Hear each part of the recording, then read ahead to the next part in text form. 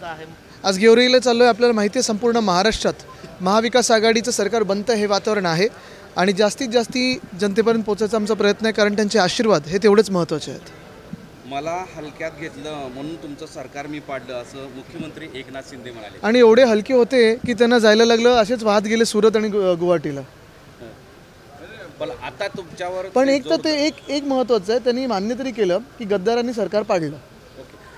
पण काल हे टेलिप्रॉम्प्टर म्हणजे जे ह्युमन टेलिप्रॉम्प्टर त्यांच्या बाजूला उभे होते, त्यांनी मागून म्हटलं आणि हे म्हटलेत की स्वतः म्हटलेत. ते कोण कोण ह्युमन टेलिप्रॉम्प्टर आहे तुम्ही पाहिलं ना मगाशी? नाही, कोण कोण आहेत आता तुम्ही जाऊ दे. काय उद्धव ठाकरे स्वतः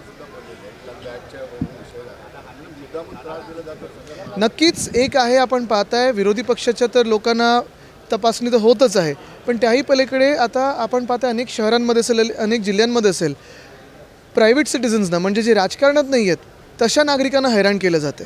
तर कुठेतरी प्रत्येक व्यक्तीने हे जेव्हा चेकिंग करतात तेव्हा स्वतःचा व्हिडिओ चालू ठेवला पाहिजे. नाही करा ना, आपण बिलकुल नाही आहे, पण मोदी साहेबांची तपासणी करा. ती हेलिकॉप्टरमधून मोठी ट्रंक गेलेली आपल्याला आठवत असेल, त्यांच्या MI-17 हेलिकॉप्टरमधून, ती कोणाची होती? एकनाथ शिंदेंच्या हेलिकॉप्टरमधून ज्या बॅगेज येतात ते कोणाचे असतात? तर ह्या पण तपासणी करा आणि प्रत्येक नागरिकांनी तपासणीच्या वेळी स्वतःचे कॅमेरे ऑन ठेवले पाहिजेत. तक्रार वगैरे नाही, मला वाटतं काल जे आहे ते आहे, व्हिडिओ आम्ही काढलेला आहे. तुमचा जो जाहीरनामा आहे तो चोरलेला आहे असं मुख्यमंत्री म्हणताय. आमच्याच योजना आहेत, अलिबाबा आणि 40 चोर दुसऱ्यांना चोर म्हणतात. कॉपी पेस्ट केलेले आहे असं त्यांचं म्हणणं आहे.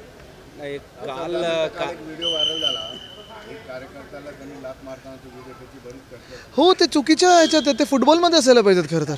पण एक नक्की बघा, कार्यकर्ते दिवसरात्र मेहनत करत असतात आणि कार्यकर्त्यांचा आदर झालाच पाहिजे, सन्मान झालाच पाहिजे.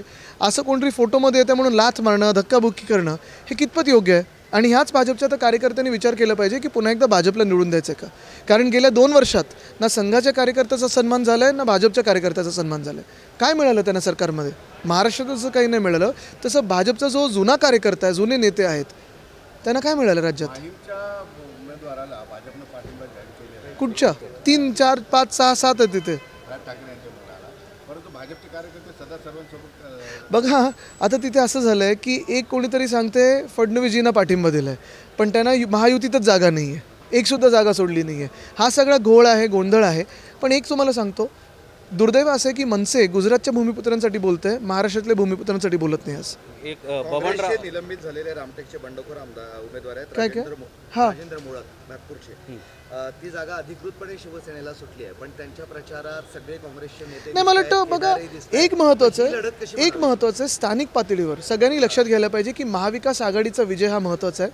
बंडखोर उमेदवार असतील, कुठे गद्दार असतील, ह्यांना पाठिंबा न देता जसं आम्ही एकमेकांना लोकसभेत मदत केली तसं प्रत्येक आम्ही सगळे करत आहोत आणि पुढे सरकार बनत असताना हे सगळं महत्त्वाचं ठरेल. आणि हा जो प्रचार सुरू आहे मुळकांचा, तुमच्याच उमेदवाराविरोधात सुरू आहे ना?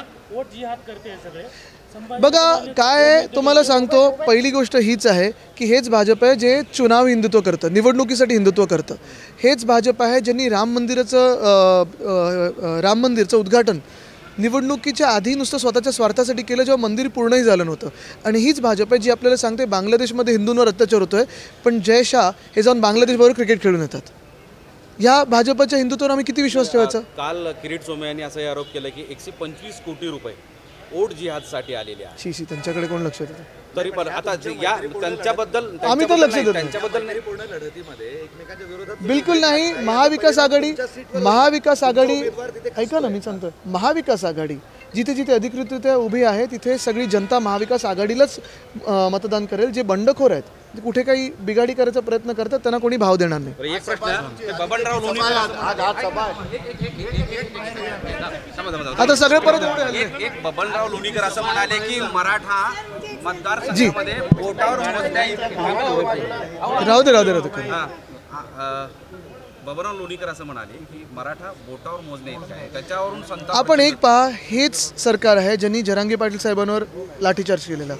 हेच सरकार आहे भाजपचं ज्यांनी वारकऱ्यांवर लाठीचार्ज केलेला. आणि कोणी किती काही म्हणो, पण एकच आहे, भाजपला किंवा एकनाथ शिंदेला मतदान कोणी नाही करणार.